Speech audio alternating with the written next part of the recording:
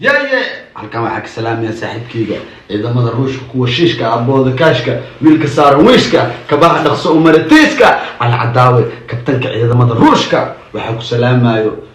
gudoomiyaha ciidamada ruushka sharma boy waxa ku leeyahay asaasa kalaaza weyn soo socota heesto cusub tiimka dhamaantooda u sheeg tiim sharma waxa idin leeyahay oo fanaanka ka dhawaajiyay in oo hees degdeg oo duubaya ama Justin Now oo waqti xaadirkan dharku wato ku duubaya oo xitaa u soo bandhigaya ama dadkii taageera ama taageerayaashiisa ay hordhac u tahay fanaankan marka waxa la dhigi karaa midaas waa mid heestii labaad oo suuqa joogo dalka Zambia in uu soo sameeyo laakiin heestan waxa la dhigi karaa waa heesta koowaad oo dhanka muuqaal ama muuqaal ahaan oo u soo wado laakiin hees hore oo soo saaray heestaas dadka boqolkiiba boqol way amaaneen sida ay heesii hore ee ka duuneed dhanka muusikada dhanka laxanka dhan waliba ah noqotay way ka duunan waan ka taalanta badnaa kana dalka Zambia waxyaabo u taga ama waxyaabo oo rabo in uu aad ugu horumarsho in ay taa dhanka fankiisa wixii qaas ama wixii u goonina waa wax si just u goonaya laakiin wixii dadka bulshada uu la wadaagayo ama dadka taageero in uu fankiisa ku hormariyo dhankaas iyo dalka Zambia taasna waa wax loo baahan yahay in aad mar waliba meeshii ku haboon in aad fankaaga ku hormariso ama istiraado fankaaga uu ku hormarayo ama horumar baasan ayuu ku gaaraya in aad tagto sababtoo ah hadda sida fanaaniinta kale ka arki karto Wizby Lil Balil just lamid ma ahan qof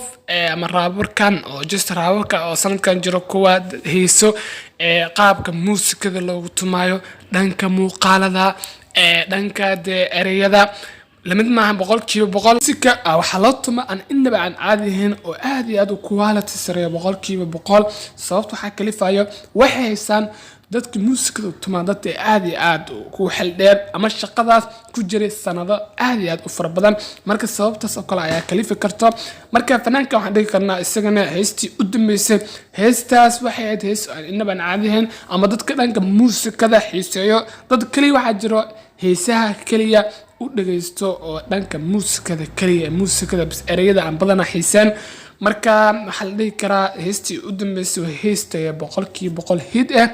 marka sida isiguna uu ka dhawaajiyay in uu clip ahaan ama muuqaal ahaan oo ka miisan yahay mid kale oo 2 days bis ay soo baxay waa 2 days ka bacda heestaas way soo baxaysaa ama 1 day si 2 days in tahay jeclaan in ay soo bixi doonto waana wax qurux badan in badanaa كميسونكيدا أما اللو داكتو تايرياشا سي أي حدوتي أي مقالة كلب أحد أو صوت دوار أما جالن جيهان أي أصوص سميان أما جالن جيهان أي دانك تيك توك أي أصوص شعبيان سي أديغنا أما مقالكاس أما هيستاس أي أقل متو أما بقولكي بقول فيس أن إنبا عن عاديهن